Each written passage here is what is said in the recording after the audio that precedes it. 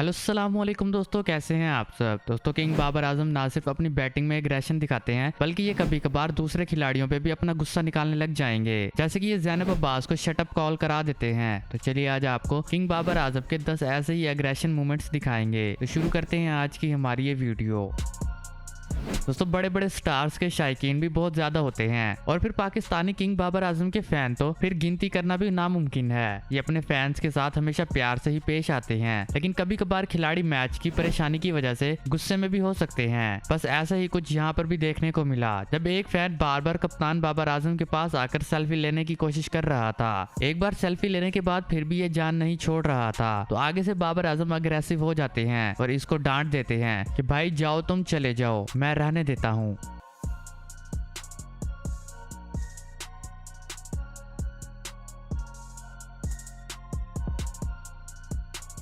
तो इसी तरह बांग्लादेश प्रीमियर लीग का एक सीन भी देख लें जहां पर Babar Azam slow strike rate के साथ खेल रहे थे, क्योंकि ये 31 गेंदों पर सिर्फ 37 रन ही बना पाते हैं। इसलिए टीम ढाका का विकेट कीपर बार बार आवाजें लगा रहा था कि बाबर को आउट ना करना, इसको एंड तक खेलने देना, इसकी स्लो बैटिंग से हमें फायदा होगा। बस इसी बात पर बाबर आजम को गुस्सा आ जाता है और फिर वो ऐसे अग्रेसिव हो जाते हैं कि जैसे वो विकेट कीपर को कच्चा चबा जाएंगे। बाबर आजम का ये अग्रेसिव मूवमेंट देखने वाला था। इसको पता है किससे बात कर रही है तू? कौन है तू? हमें तो हमें भी होगा तू। बाबू में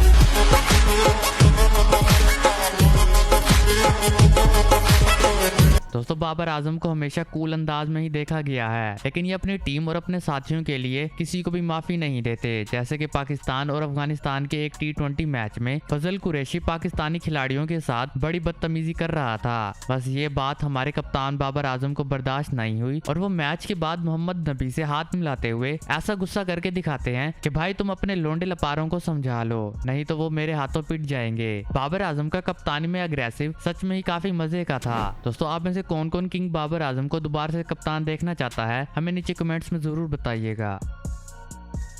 दोस्तों कप्तान की बात जब खिलाड़ी नहीं मानते तो कप्तान को गुस्सा तो आना ही होता है। तो फिर बाबर आजम तो वैसे ही अपनी कप्तानी में अक्सर कंट्रोल खो देते हैं। जैसे कि पाकिस्तान और वेस्ट इंडीज के दरमियान होने वाले इस T20 मैच में इमामुल हक और बाबर आजम खेल रहे थे और यहाँ पर एक स्कोर बनाने के बाद बाबर इशारा भी करते हैं और ऊंची आवाज में इमामुल हक को मना भी करते हैं, लेकिन वो फिर भी एफिशिएंसियां मारते हुए दूसरा रन लेने के लिए भाग पड़ते हैं। लेकिन इसी चक्कर में इमामुल हक रन आउट हो जाते हैं। बस इसी बात पर बाबर आजम को ऐसी तब चढ़ जाती है कि ये इमाम की अच्छी खासी बेइज्जती कर देते हैं। बाबर आजम का अग्रेसिव कप्तानी में ऐसे ही देखने को मिला करता है। अभी रिसेंटली एक रन आउट हुआ जिसपे आप और बाबर ने बाद में माफी मांगी।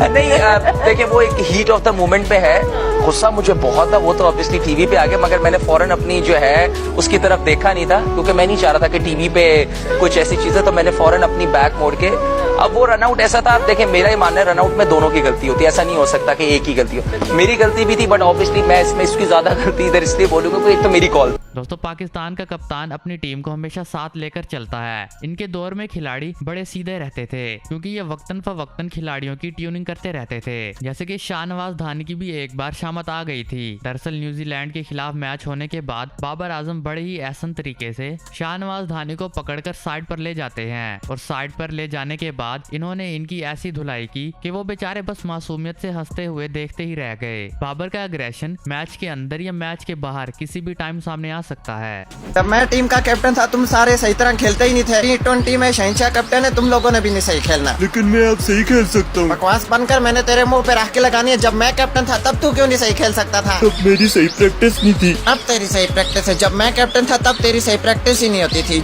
दोस्तों पाकिस्तान और न्यूजीलैंड के मैच का एक और सीन भी देख लें जहां पर पाकिस्तान की हालत पहले ही बुरी चल रही थी क्योंकि मोहम्मद रिजवान तो पहले ही आउट हो गए थे और पाकिस्तान के स्कोर भी बहुत थोड़े थे। और न्यूजीलैंड के बॉलर ने जब बॉल करवाई तो बाबर आजम ने पहले ही अब्दुल्ला शफीक को समझाया था कि ध्यान से खेलना, लेकिन वो इंतहाई फजूल शॉट खेलने के चक्कर में स्टंप आउट हो जाते हैं। ऐसी शॉट तो बच्चे भी नहीं खेला करते और आगे से बाबर आजम इनको बुरा भला कहते हुए वहां से गेट आउट करा देते हैं।